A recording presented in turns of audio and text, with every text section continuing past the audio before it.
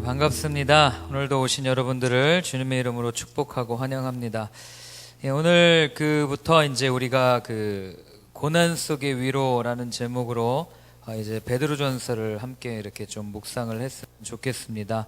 여러분들 시간 되실 때마다 베드로전서를 좀 읽으시고 은혜를 받았으면 좋겠습니다. 우리가 오늘부터 하는 프로젝트가 하나 있어요. 이게 뭐냐면, 들어오시다 보셨는지 모르겠는데 현수막에 one week, one action이라고 이렇게 돼 있죠. 원래 문법적으로 하면 one week, one doing이 돼야 맞는데 저희가 좀 알아듣기 편하게 one action으로 바꿨습니다. 이게 뭐냐면 한 주에 은혜를 받은 대로 또는 말씀을 들은 대로 한 주에 한 가지씩 행동을 하는 거예요. 그래서 우리가 말씀을 듣고 이기적으로 살아가는 그리스도인이 아니라 이제 말씀을 듣고 한 주에 한 가지씩만이라도 한번 실천해보자, 이런 취지를 가지고 하는 프로젝트입니다. 여러분들 다 참여하셔서 한 주에 꼭 한 가지씩, 예를 들면 사랑하자 그러면 어떻게 그냥 사랑하겠어요? 그러니까 옆에 있는 친구에게 물이라도 한 잔 떠준다든지, 내가 정말 꼴 보기 싫은 친구에게 카톡 메시지를 하나 보낸다든지, 이런 식으로 한번 실천을 하는 저희들의 삶이 되었으면 좋겠습니다. 자, 베드로전서를 예전부터 함께 묵상하고 같이 이렇게 묵상하고 싶은 마음이 있었습니다. 그래서 제가 베드로전서를 한 2달 전부터 이렇게 생각을 하고 이렇게 묵상을 했습니다. 이 베드로전서는요, 예수님이 오시고 나서 주 60년대 중반쯤에 기록된 서신이에요. 왜 이 편지가 쓰여졌냐면, 어떤 시기에 쓰여졌냐면, 이 주 60년경 이때는 어떤 시기냐면 로마에서 기독교의 박해가 아주 초절정에 이르렀던 시기였어요. 그러니까 기독교인이라 그러면 그냥 쳐잡아 죽이는 그런 시대에 살고 있는 그리스도인들에게 쓰여진 편지가 바로 베드로전서입니다. 그래서 환난과 핍박과 고난과 이런 시련 가운데 있는 그리스도인들에게 정말 베드로가 이렇게 그 마음, 하나님의 마음, 그 예수 그리스도의 따뜻한 위로를 전해주기 위해서, 용기를 주기 위해 쓴 편지가 바로 베드로전서라고 하는 사실입니다.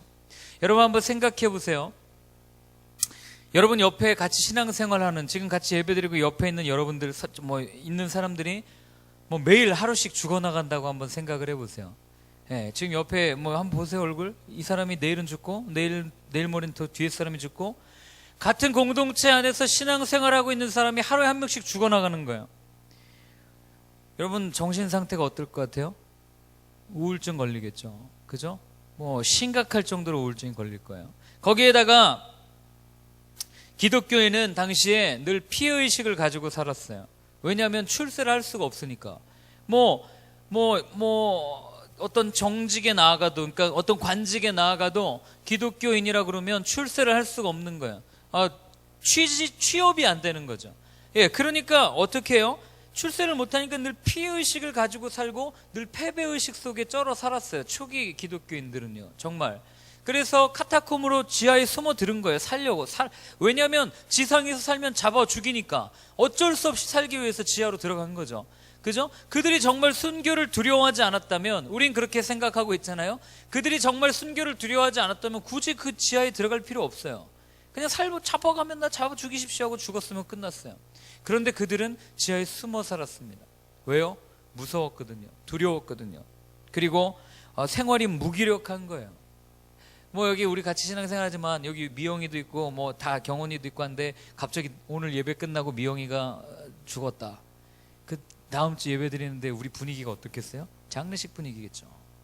그런 초대교회의 시기에 살고 있던 사람들에게 쓰여진 편지가 이 베드로전서입니다. 무기력한 거예요. 아무것도 할 수가 없는 거죠. 제가 이 베드로전서를 왜 나누고 싶었냐면, 이 핍박과 고난이라는 단어를 묵상하던 도중에 그런 생각을 했어요. 저는요, 솔직히 그랬어요. 핍박과 고난은 감히 우리한테는 갖다 붙일 수 없는 아주 고귀하고 아주 이 경건한 단어라고 생각을 했습니다. 왜요? 우리는 솔직히 핍박 안 받거든요. 그죠? 여기 예수 믿는다고 목에 칼 들이대는 사람 있습니까? 없잖아요. 그런 생각을 했는데, 문득 아내랑 얘기하던 도중에 이 핍박과 고난과 박해가 당시에만 존재하는 게 아니라 우리한테도 적용될 수 있는 단어라고 하는 사실을 정확하게 이렇게 느꼈습니다. 뭐냐면 이런 거죠. 자, 여러분, 핍박과 박해의 목적이 뭐예요? 초대교회 핍박과 박해의 목적 딱 한 가지예요. 뭐냐면 예수님을 믿지 못하게 만드는 게 핍박과 박해의 목적이에요. 그죠? 예수 안 믿으면 되잖아요. 그냥 로마 황제한테 가서 절하면 되잖아요. 아닙니까? 굳이 힘들게 가가지고 순교한다 그러고 세례받고 뭐하라 그래요. 그냥 편안하게 세상에서 요구하는 대로 살아가면 되잖아요. 다신교 섬기라 그러면 다신교 섬기면 되고, 그죠? 아무 저항 없이 부딪힘 없이 그냥 살아가면 되는데, 이 사람들을 박해하고 이 사람들을 핍박하는 이유는 뭐냐면 예수를 믿지 못하게 하는 거예요. 예수를 믿는 그 믿음을 마비시켜 버리는 거예요. 무감각하게 만들어 버리기 위해서 박해하고 핍박하는 거죠. 여러분, 박해와 핍박이라는 단어가 그런 의미로 예수를 못 믿게 하고 예수를 따르지 못하도록 하는 것이라면, 우리는요 지금 이 시대에 우리의 삶 속에서 핍박을 받고 있고 박해를 받고 있다고 하는 사실이에요. 여러분, 우리도 초대교회 기독교인들처럼 우리는 우울증에 빠져 있어요. 아마 여기도 우울증에 빠져 있는 사람이 있을 거예요. 쉽게 이 기분이 왔다 갔다 하고, 예수를 믿음에도 불구하고 환경 때문에, 상황 때문에 우울증에 빠져서 살아가고 있는 우리의 삶이 너무나도 많죠. 우울증만 있습니까? 거기에 여기 앉아있는 분들 중에도요, 패배의식에 쩔어 있는 분들이 있어요. 뭐만 해도 나는 안 될 거예요. 나 어려서부터 해도 안 됐어요. 나는 공부를 해도 안 되고요, 취업을 해도 안 되고요, 나는 뭘 해도 안 돼요. 나는 우리 집이 출신이 성분이 이래가지고 도저히 할 수가 없어요. 거기에 그런 패배의식에서 오는 피해의식과 무기력증에 빠져서 살고 있는 청년들이 너무나도 많은 거죠. 아무것도 할 수 없는 두려움이 엄습해 오기 시작합니다. 거기에 오늘날 믿음에 대해서 점점 우리의 감각이 무뎌지고, 어쩌면 예수를 믿는 것이 아무렇지도 않은, 아무런 의미가 없어진 이 무감각의 상태. 예수를 믿고 있어도 내가 예수를 믿는 건지 전혀 구분이 안 돼요, 세상 속에서. 그죠? 그런 무감각의 상태 속에 살아가고 있는 자체가 고난이고 핍박이라고 하는 사실이죠. 그래서 우리에게 정말 필요한 성경이 뭐냐? 바로 이 베드로 전서라는 거예요.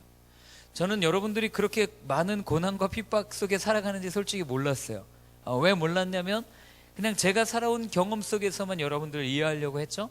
그런데 요 근래에 어떤 계기를 통해서 이 시대 청년들이 겪고 있는 문제들을 하나하나 이렇게 직접 느낄 수 있는 경험들이 있었습니다. 그런데 그 가운데 있는데 그 핍박과 박해가 얼마나 큰지, 그리고 예수를 믿고 있지만 예수를 믿는 게 별 의미가 없어요.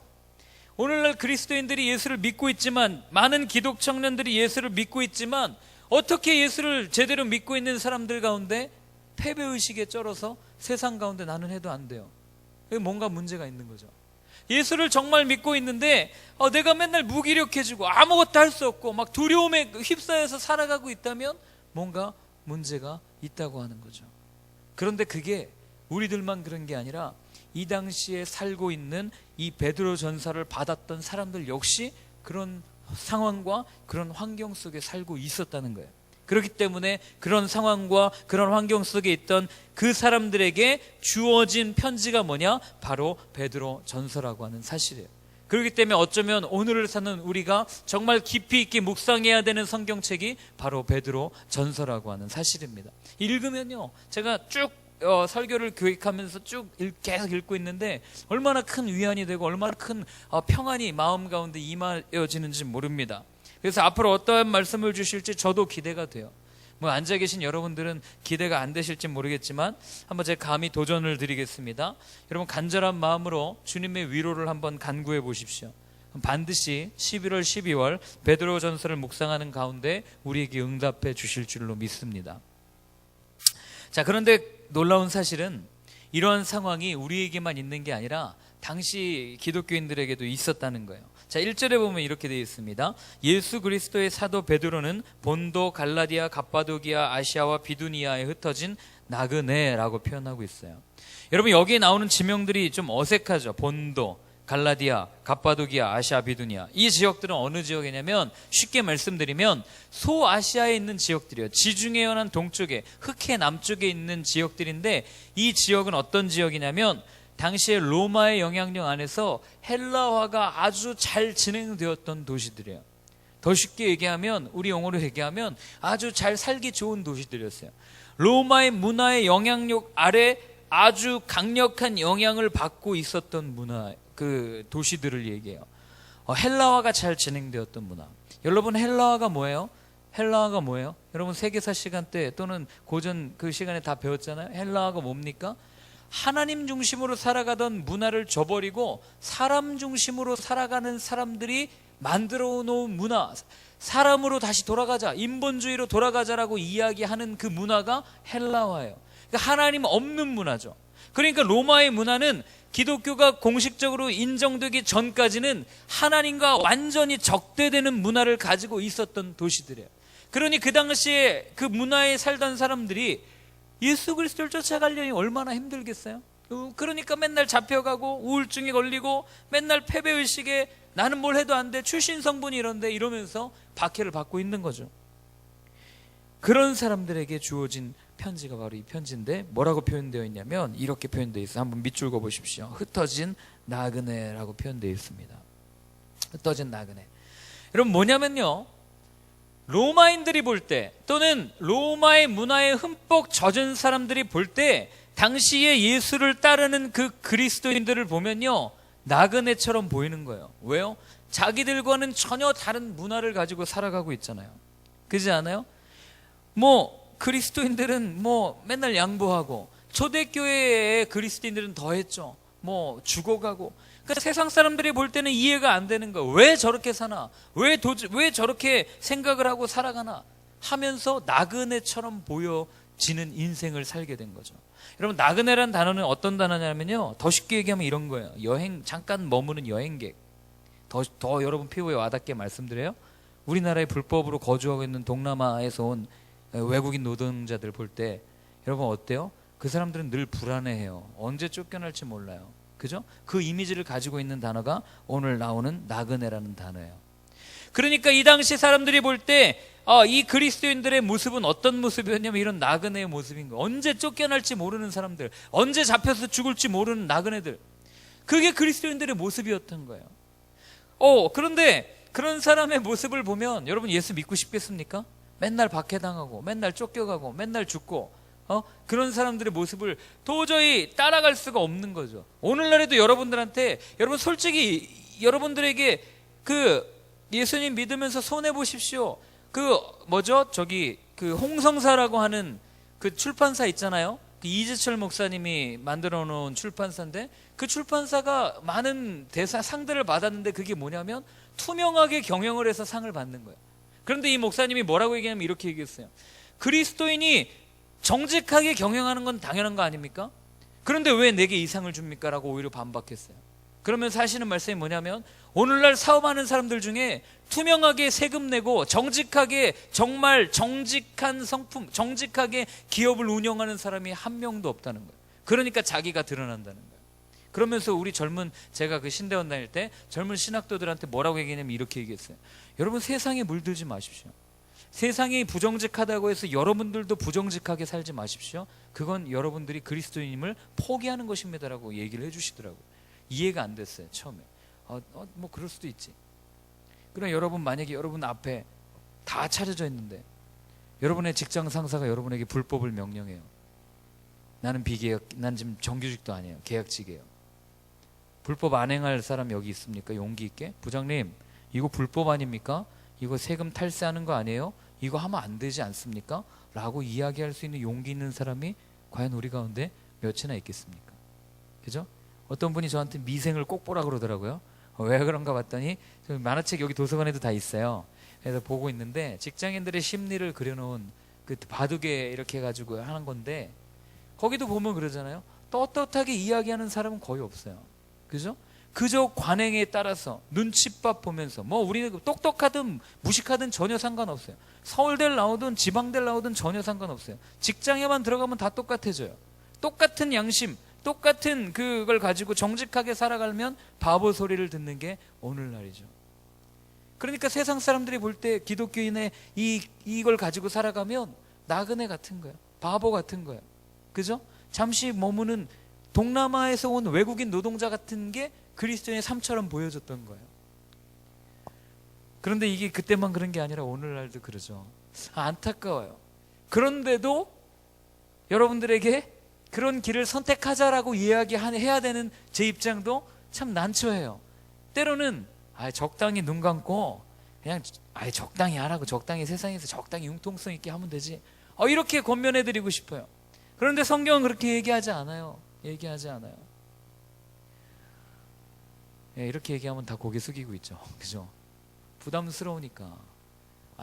어떤 청년은 진짜 저한테 와서 그랬어요. 아니 목사님, 뭐 나 하나 뭐 그렇게 산다고 세상이 바뀝니까? 뭐 계란으로 바위 친다고 뭐 계란은 깨지죠. 바위가 깨집니까? 그렇게 얘기를 합니다. 저는 믿어요. 계란으로 바위 치면 바위가 반드시 깨질 거라고 믿습니다.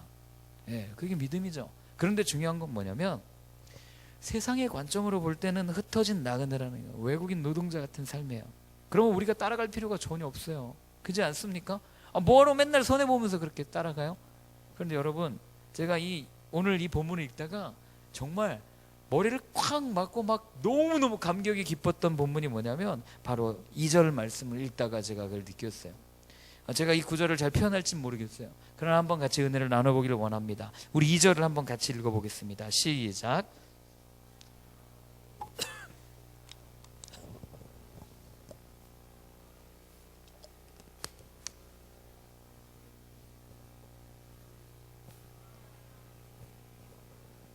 아멘. 자, 한번 밑줄 그어보세요. 하나님 아버지 한번 밑줄 그어보시고요. 그 다음에 성령, 그 다음에 예수 그리스도, 그 다음에 택하심을 받은 자들 한번 밑줄 그어보세요. 자, 여러분 이 구절을 읽으면서 어떤 그림이 그려졌냐면요, 저는 이런 그림이 그려졌어요. 자, 보세요. 지금 1절에 보면요, 1절에서 예수님을 쫓아가는 사람들은 흩어진 나그네예요. 불법 체류 노동자 같이 정말 눈치 보고 언제 쫓겨날지 모르고 뭐 부당한 일을 당해도 신고조차 할 수 없는 입장이에요. 왜요? 쫓겨나니까요. 그죠? 세상에서 그런 이미지를 갖고 있는 우리 그리스도인들의 그런, 베드로가 그렇게 표현하잖아요. 흩어진 나그네라고요. 그런데 그런 사람들이 어떻게 되냐면 하나님과 성령님, 예수 그리스도라고 하는 성삼위 하나님의 사역의 결과로 우리가 어떻게 변화해지냐면 택하심을 받은 자들로 바뀌어져 버리는 거예요. 여러분, 그게 무슨 얘기냐면 이런 거예요. 정말 그 쫓겨날 수밖에 없고 눈치를 봐야 하는 그런 나그네와 같은 입장에서 이제는 구원받은 자로 거룩한 하나님의 백성으로 세상의 눈치를 봐야 하는 입장에서 세상을 다스려야 하는 위치로 바뀌어버린 거예요. 제가 오늘 그 프린트의 그림, 거지와 왕자와 거지, 그 그림 아니에요? 우리는 왕자의 신분임에도 불구하고 거지로 살아갈 때가 너무나 많다는 거예요. 1절은요, 우리가 세상의 관점이에요. 세상에 볼 때는요, 우리가 초라하고 눈치 보이고 그런 눈치나 보는 흩어진 나그네처럼 보여요. 예수님을 쫓아가는 삶이.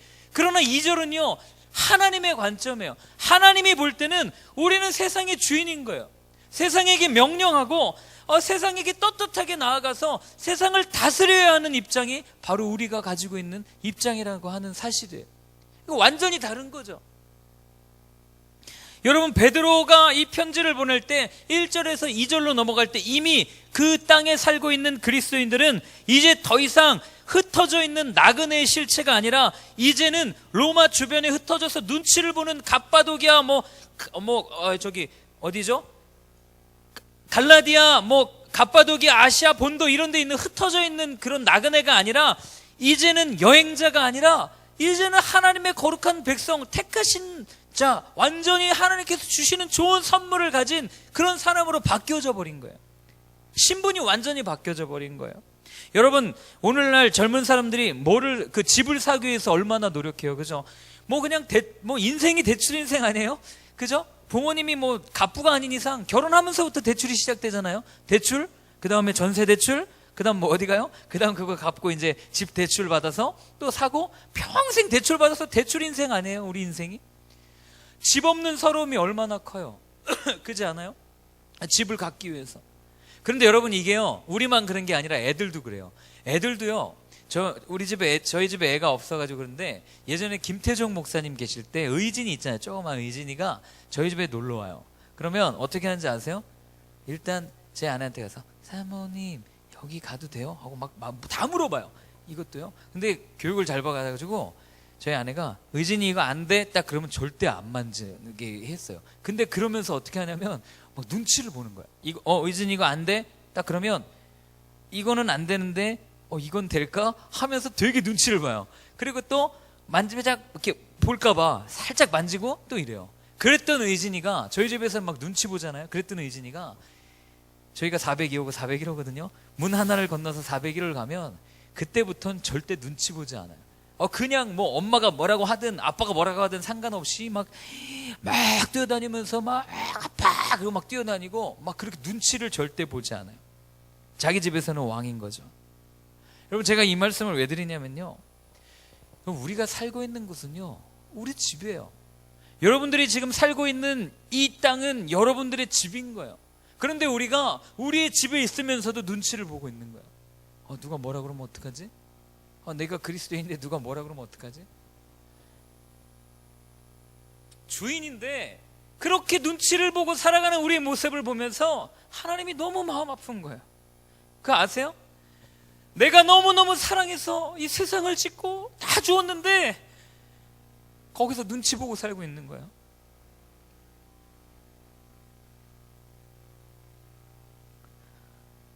그냥 예수님만 있으면, 예수 그리스도 안에만 있으면 떳떳하게 명령하고 악한 영이 오든 누가 오든 상관없이 막 우리 그렇게 하고 살 수 있는데, 그게 아니라 예수님을 떠나 있으니까 늘 불안한 거예요. 늘 불편한 거예요. 눈치 보고 내 기분에 따라서 우울하고 매일 패배의식에. 그러니 우리 주님의 마음이 얼마나 아프겠어. 그걸 알고 있으니까 예수님이 베드로를 통해서 뭐라고 격려하시냐면, 예수님 모시고 살라고. 이제 더 이상 흩어진 나그네가 아니라 이제는 우리는 하나님 안에서 택하심을 받은 하나님의 거룩한 백성이라고 우리한테 얘기해 주시는 거예요. 그러니까 고난이 있어도 핍박이 있어도 아무 상관없어요. 왜요? 예수님만 있으면 떳떳하게 살아갈 수 있기 때문에 그런 거예요. 우리 찬양하잖아요. 높은 산이 거친 들이 초막이나 궁궐이나 내 주 예수 모신 곳이 그 어디나 하늘나라. 우리 그 찬양 그냥 부르는 게 아니에요. 예수님의 마음을 가지고 부르면요, 여러분 제발 기죽지 마세요. 세상에서 주눅 들지 마세요. 뭐 내가 조금 취업 안 됐다고, 내가 조금 뭐 어렵다고, 그게 뭐 대수라고, 그게 뭐 우리를 죽일 수 있습니까? 우리가 어디 원하는데 취업 안 됐다고 그 사장이 와서 우리를 죽여요? 아니요, 절대 그렇지 않아요. 오히려 우리가 그들에게 명령할 수 있어야 되는 게 우리의 삶인 거예요. 그게 우리의 존재입니다. 여러분, 소비 심리를 조사하는 사람들 중에요, 물건을 구매하는 패턴을 조사한 적이 있어요. 너무나도 재밌는 조사 결과가 나왔어요. 뭔지 아세요? 여러분, 돈을 많이 버는 사람이 많이 살까요? 돈을 조금 버는 사람이 많이 살까요? 제가 이미 답을 다 얘기해 준 것 같은데, 많이 버는 사람보다 조금 버는 사람이 더 많이 소비해요. 그런데 어떤 걸 소비하냐면 보여주기 위해서 하는 거 있죠. 옷, 그러니까 이렇게 정말 필요한 거는 이 돈이 많은 사람들이 좋은 걸 사겠죠. 그런데 그게 아니라 이 소모품 있잖아요. 소모품. 이건 누가 더 좋은 걸 많이 사냐면 바로 적게 버는 사람들이 더 많이 산다는 거예요. 여러분, 거기서 뭘 할 수 있냐면 이거예요. 돈이 많은 사람들은요, 후질구리하게 옷을 입고, 죄송해요, 사투리 써서 후질구리하게 옷을 입고 다녀도요 별로 꿀리질 않아요. 왠지 아세요? 집에 통장에 돈이 얼마나 많은데, 내가 좀 후질구리 입게 하고 제가 날 보면 난 제가 입은 것보다 더 좋은 거 살 수 있는데 내가 무슨 상관이야. 그리고 그냥 가죠. 그런데 집에 이게 조금 없는 사람은요, 내가 후질구리하게 옷을 입고 나가면요, 그때부터 남들 눈치 보는 거예요. 저 사람이 나를 이상하게 보지 않을까? 저 사람이 나를 내가 이렇게 입었다고 돈 없다고 무시하진 않을까? 하면서 없는 사람들이 더 과시를 한다는 조사 결과가 있어요. 여러분, 이게 뭐냐면 있고 없고의 차이를 나타내 주는 거예요. 뭐냐면 우리가 예수님을 모시고 살면요, 예수님을 모시고 살면 조금 검소하게 살 수가 있어요. 그죠? 더 좋은 걸 살려고 해도 절제할 수 있죠. 조금 검소하게 입고 조금 초라하게 입어도 세상 사람들이 볼 때는 흩어진 나그네처럼 보여요. 왜 이렇게 좋은 거 안 입고 다니지? 왜 저렇게 입고 다니지? 왜 저 사람들은 저렇게 살지? 그러나 우리는 아무렇지도 않은 거예요. 왜요? 통장에 돈이 많은 사람들이 떳떳하게 살 수 있듯이 우리는 이미 다 가진 거예요, 세상을. 예수님을 가지면 세상 다 가진 거죠. 왜요? 세상의 주인이 예수님이신데 우리가 뭘 두려워할 수 있겠어요? 그렇게 살아갈 수 있는 거예요. 여러분, 우스갯소리로 제가 그 월요일이나 토요일날 아니면 평일날 저녁에 집이 교회 안에 있다 보니까 이 자주색 그 오렌지색 추리닝을 입고 막 그냥 후질구리하게 입고 이렇게 돌아다닐 때가 있어요. 그러면 권사님들이나 또는 우리 청년들이 보면 뭐 민망하다고 어떻게 그렇게 입고 다녀 막 그래요. 그리고 막 예전에 저기 지영이는 저희 집에 천 한 번 갖다 주러 올라왔다가 제가 추리닝 입고 있는 거 보고 막 경악을 하더라고요. 그런데요, 아무리 경악해도 저는요 떳떳해요. 왜요? 내가 지금 추리닝 좀 후질구리한 거 입고 있지만 그러나 내가 잘 입으면 훨씬 더 내가 멋있는데 내가 훨씬 보기 좋은데 내가 뭐 좀 후질구리한 거 입었다고 무슨 그런 게 있겠어요? 그죠? 지금 다 여러분 다 웃고 있지만 인정 안 하시겠지만 전 그렇게 생각을 해요. 제 나름대로 거울 보면서 매일 잘생겼네 뭐 이러면서 나름 자신감이 있어요. 왜요? 저도 예전에는 외모에 컴플렉스가 있었어요. 입술이 너무 두꺼워가지고 정말 컴플렉스가 있었는데 예수님 만나고 완전 치유됐어요. 왜요? 내가 만난 예수님은 입술이 나보다 더 두꺼워요. 그러니까 나는 굉장히 잘생긴 거예요. 예수님이 그렇게 치유해 주셨어요. 여러분, 이게 뭐냐면 우리가 예수님을 내 안에 모시고 사느냐 안 모시고 사느냐에 따라서 우리 삶이 완전히 달라질 수 있음을 이야기하는 거예요. 여러분, 우리가 그런 존재예요. 비록 세상에서는 여행자와 같은 모습으로 불법 노동자와 같은 모습으로 때로는 세상의 눈치도 보고 두렵기도 하고 뭐 그렇게 하지만, 그러나 여러분 오늘 본문을 보세요. 하나님, 성령님, 예수님께서 결국에는 흩어진 나그네와 같은 우리를 어떻게 바꿔주시냐면 택하심을 입은 자들로 바꿔주는 거예요. 세상이 줄 수 없는 그걸로 완전히 바꿔주는 거예요. 이제는 우리가 눈치 보고 두려운게 사는 게 아니라 세상에게 명령하고 세상을 그리스도 이름 아래 굴복시키는 왕의 자녀로 완전 바꿔주신 거예요. 누가요? 하나님이요. 누가요? 예수님이. 누가요? 오늘도 우리와 함께 하시는 성령님이. 그러니까 우리가 누구를 두려워할 필요가 있겠어요? 누가 우리를 건드려요? 그러니까 여러분, 제발 세상에 대해서 더 이상 기죽지 마세요. 영어 좀 못하면 어때요? 우리 한국에 살고 있는데 저 그렇게 맨날 아내한테 얘기해요.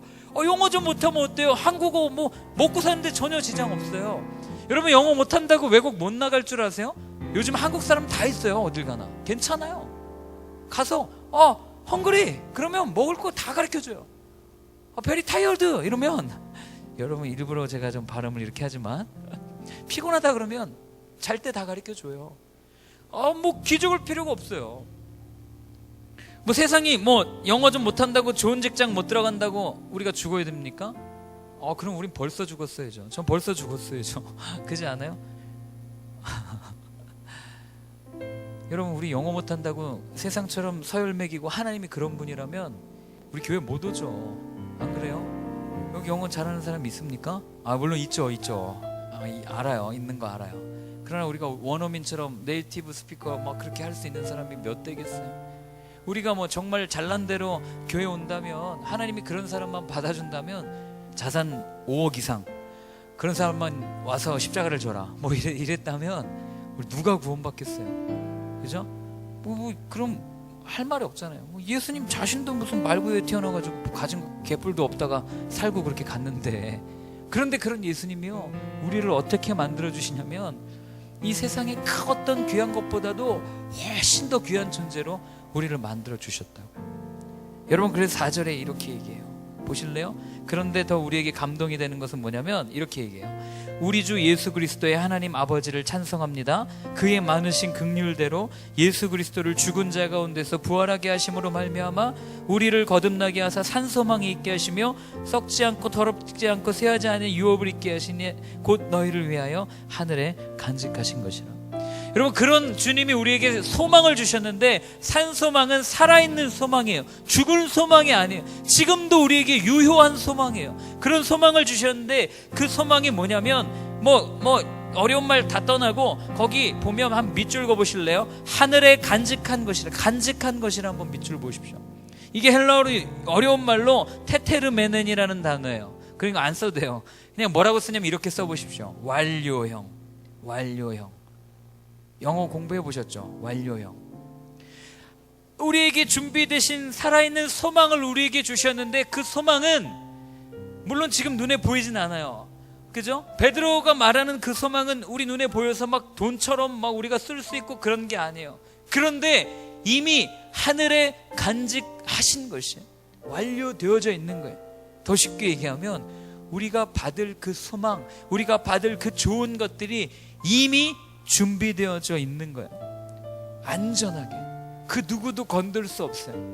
세상은 비록 우리를 힘들게 하고 우리를 넘어뜨리게 하고 우리를 좌절하게 하고 우리를 우울감에 빠지게 하고 우리를 무기력하게 만들지만, 그러나 하나님이 주시는 그 소망은 이미 하늘에 안전하게 예비되어 있는 거예요. 우리의 때가 되기만 하면 우리 가운데 주시는 선물이 바로 살아있는 소망이라는 거예요. 없어지지 않는 거예요. 더 큰 게 있다는 거죠. 그걸 우리에게 말씀해 주시는 것입니다. 여러분, 오늘은 추수감사주일로 우리가 지키고 있어요. 이 현수막 떼면 뒤에 과일들이 쫙 있어요. 여러분, 우리가 무엇을 감사할 수 있겠어요? 제가 어제요 밤늦게까지 이거 강단 꾸미면서 그런 생각했어요. 내가 하나님한테 뭘 감사할 수 있을까? 그러면서 솔직히요, 어제 우리 임원들이랑도 얘기했지만 제 치부를 드러냈어요. 뭐냐면 저는요 아기를 갖고 싶어요. 근데 아기를 안 주니까 하나님이 너무 불평스러운 거예요. 불만인 거예요. 주신다고 약속하셔놓고 왜 안 줍니까? 그래놓고 제가 농담 삼아는 우리 임원들한테 그래요. 야, 아브라함도 10년 걸렸어. 그렇게 농담 삼아 얘기하지만 아내랑 같이 기도하면 마음이 많이 답답한 거예요. 그러면서 하나님 앞에 감사할 수가 없는 거예요. 하나님 이것도 불평이고 하나님 내 너무 불만이 많아요. 막 이랬는데 어제 가만히 앉아서 무엇을 감사할 수 있을까 이렇게 썼어요. 그리고 어제 이 설교를 준비하면서 그냥 막 울었어요. 물론 설교 준비 잘 못했다고 아내한테 핀잔을 듣기도 했지만 그로 인해서 아침에는 감사를 드렸어요. 왜 제가 울었냐면, 여러분, 우리가 무엇을 감사할 수 있겠어요? 그죠?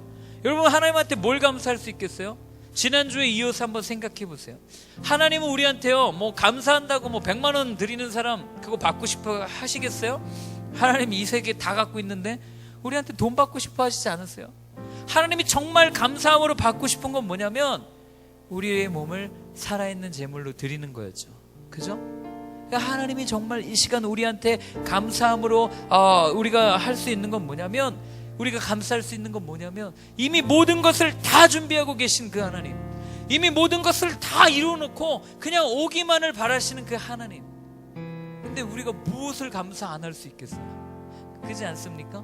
여러분, 우리가 지금 비록 세상에서 나그네처럼 두려워하고 정말 그 취업 때문에 또는 대학의 여러 가지 학업의 여러 가지 것들 때문에 내가 겪고 있는 여러 가지 어려움들 때문에 눈물 흘리고 힘들어하고 추운 곳에 떨고 있는 나와 같은 모습이지만, 그러나 그런 나를 하나님이 어떻게 만들어 주셨어요? 택하신 자로 이제는 더 이상 두려워하지 않는, 정말 주님과 함께 날아오르는 그런 존재로 우리를 만들어 주셨다는 거예요. 여러분, 제발 일어나지 않은 일 때문에 염려하거나 걱정하지 마세요. 그냥 지금 감사하세요. 지금도 나와 함께 계신 주님으로 인해서 내가 오늘도 예배 드릴 수 있고, 내가 오늘도 감사할 수 있고, 내가 오늘도 이렇게 은혜 받을 수 있고, 하나님 감사합니다. 이거면 돼요. 하나님 그거 원하세요. 뭐 감사한다고 막 이거 드리는 거 별로 원하지 않아요. 여러분들의 마음을 내어 드리세요. 하나님 감사합니다. 그래서 제가 어제 그런 찬양을 생각했어요.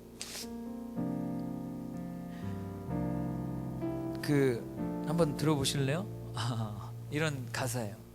하나님은 나를 지키시는 분, 어떠한 상황과 어떠한 환경과 어떠한 어려움 속에서도 나를 절대 포기하지 않으시고, 내가 흩어진 나그네로 산다 할지라도 끝까지 포기하지 않으시고, 하나님은 나를 지켜주시고 하나님은 쉬지도 않고 지금 이 순간에도 나를 보호하여 주시는 분이 하나님이시다라는 찬양을 하면서 얼마나 감사를 드렸는지 모르겠어요. 여러분, 우리 이 시간에 이 찬양 같이 부르면서 여러분들도 좀 같이 감사했으면 좋겠습니다. 이미 우리의 모든 것들을 준비하고 계신 그 하나님 생각하면서 우리 찬양 함께 불렀으면 좋겠습니다.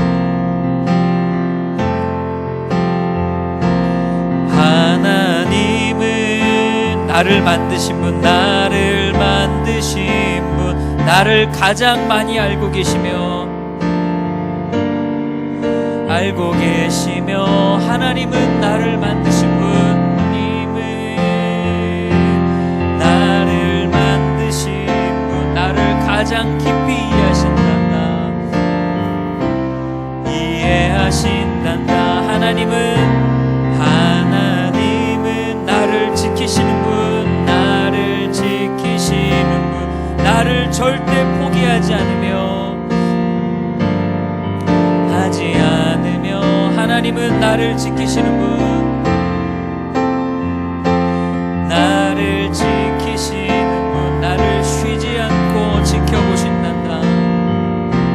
지켜보신단다. 그의 생각 셀 수 없고 셀 수 없고 그의 자비 무궁하며 자비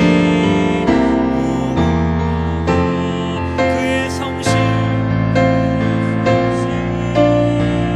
날마다 새롭고 그의 사랑 끝이 없단다. 우리 한 번 더 찬양하겠습니다. 하나님은 나를 만드신 분, 나를 가장 많이 알고 계시며 하나님은 나를 만드신 분, 나를 가장 많이 이해하시는 분, 이해하신단다. 하나님은 나를 지키시는 분, 나를 지키시는 분, 나를 절대 포기하지 않으며 하나님은 나를 지키시는 분, 나를 쉬지 않고 지켜보시는 분, 지켜보신단다. 그의 생각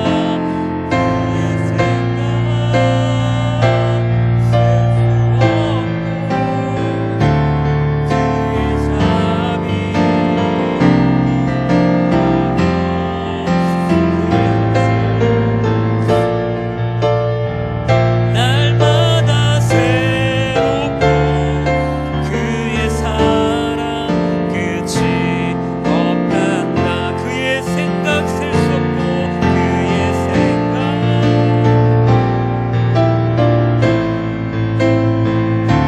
그의 자비 무궁하며 그의 성실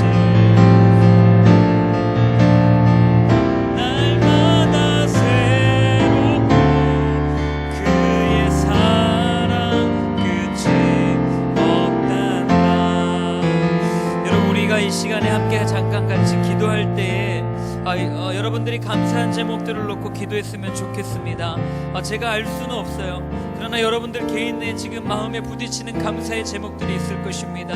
여러분, 그 제목을 놓고 우리가 온전히 하나님 앞에 내어드리면서 함께 같이 기도하는 시간을 가졌으면 좋겠습니다. 함께 기도하겠습니다. 사랑의 하나님 아버지, 이 시간 우리가 베드로전서의 말씀을 통하여